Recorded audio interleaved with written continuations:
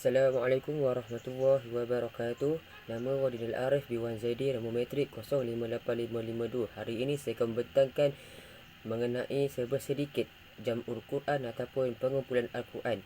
Okey, fasa pengumpulan Al-Quran ini terbagi kepada 3 fasa ataupun 3 zaman, iaitu zaman Nabi Muhammad SAW, zaman Khalifah Abu Bakar dan Khalifah Umar bin Al-Khattab, zaman Khalifah Uthman bin Affan. Pada zaman Nabi SAW terdapat 2 bentuk pengumpulan, iaitu dari segi bentuk hafalan. Pada zaman itu Nabi sangat merindukan akan turunnya wahyu Allah Subhanahu Wa Taala, sehingga kan Nabi sentiasa menggerakkan bibir dan lidahnya membaca ayat-ayat tersebut sebelum habis ayat ini dibaca oleh Jibril alaihissalam. Seperti mana firman Allah Subhanahu Wa Taala dalam surah Al-Qiyamah ayat 16, 17, 18 dan 19. Bismillahirrahmanirrahim. La tuharik bihi lisanaka lita'ajala bih. Inna alaina jama'ahu wa qur'ana. فإذا قرأناه فاتبع قرآنه ثم إن علينا بيانه. Sadaqallahul Azim. Okey, pada zaman Nabi antara penghafal Al-Quran ialah yang diriwayatkan dalam hadis Al-Bukhari, terdapat 7 orang yang penghafal Al-Quran, iaitu Abdullah bin Mas'ud, Salim bin Ma'aqil, Mu'az bin Jabal, Ubay bin Ka'ab, Zain bin Sabit, Abu Zaid bin Sakan dan Abu Ad-Darda. Okey, dari segi lagi bentuk yang kedua ialah tulisan, iaitu tulisan Al-Quran ini sahabat-sahabat giat menulis apa yang disampaikan oleh Rasulullah SAW kepada mereka dalam bentuk ayat-ayat Allah. Antara bahan-bahan yang tempat mereka nulis ialah pelepah kurma, batu-batu, kulit-kulit haiwan dan tulang berulang haiwan. Mengapakah Quran ini tidak dibukukan pada zaman Rasulullah? Kerana terdapat penghafal Quran pada zaman Rasulullah SAW. Okey, zaman seterusnya adalah zaman Abu Bakar. Setelah wafatnya Rasulullah SAW, Abu Bakar diangkat menjadi khalifah pertama. Beliau banyak menghadapi cabaran dan dengan ramainya orang yang keluar dari Islam, iaitu murtad atau membangkang ajarannya. Maka dengan ketegasannya mereka diperangi. Oleh itu dalam satu peperangan yang dikenali sebagai peperangan Yamamah, iaitu Bir Maunah, pada tahun 12 Hijrah, terjadilah musibah besar yang menimpa kaum muslimin. Seramai 70 penghafal Al-Quran gugur menjadi syahid pada peristiwa tersebut.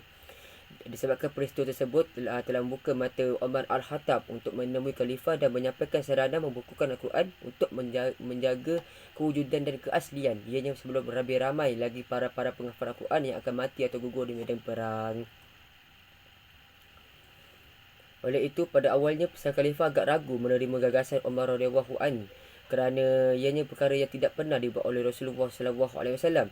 Namun dengan ketabahan Umar serta memberi alasan dan wawasan jangka panjang akan perlunya pembukuan Al-Quran, maka akhirnya Allah Subhanahu Wa Taala membukakan hati Khalifah Abu Bakar untuk memulakan pembukuan Al-Quran. Sebagai langkah awal, sang khalifah dengan persetujuan Umar Al-Khattab radhiyallahu an menunjuk Zaid bin Sabit untuk mengumpulkan naskah yang terdapat pada catatan dan hafalan para sahabat. Kenapakah Zaid bin Sabit dipilih untuk mengumpulkan ayat-ayat Al-Quran tersebut? Kerana beliau masih muda, cergas dan cerdas. Beliau hafal Al-Quran secara sempurna. Beliau juga adalah di antara penulis Al-Quran pilihan Rasulullah SAW. Okey, pada zaman Uthman pula, zaman Khalifah Uthman merupakan zaman yang sangat penting dalam perkembangan sejarah pembukuan Al-Quran.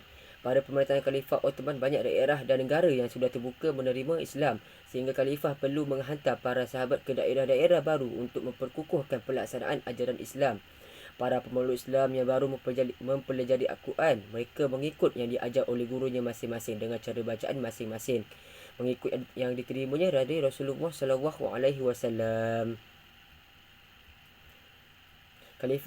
Ketika Khalifah Uthman melihat keprihatinan dan kemungkinan yang akan terjadi dikarenakan perkara di atas, maka beliau membentuk jawatan kuasa penjalinan Al-Quran pada akhir tahun 24 Hijrah dan awal 25 Hijrah.